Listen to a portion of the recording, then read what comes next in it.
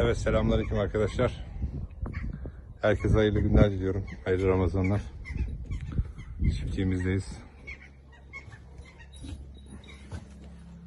Burada Oscar Hanım. Oscar, al kızım.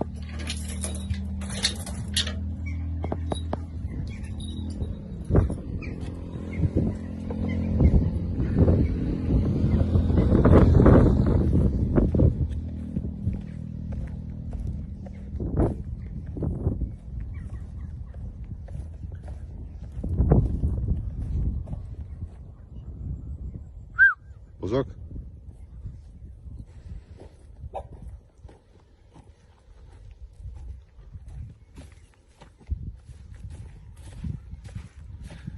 Ne yapıyorsun oğlum? Sıkı.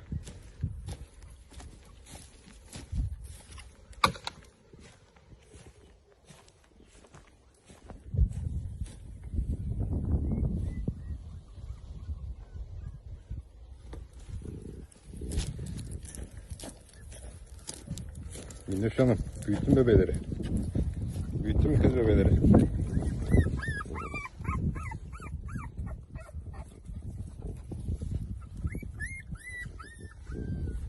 Aferin kız sana.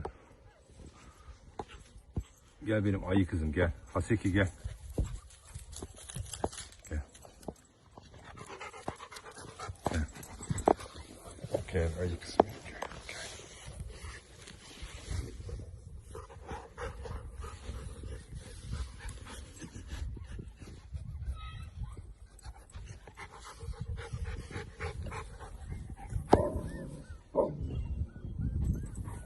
Tamam.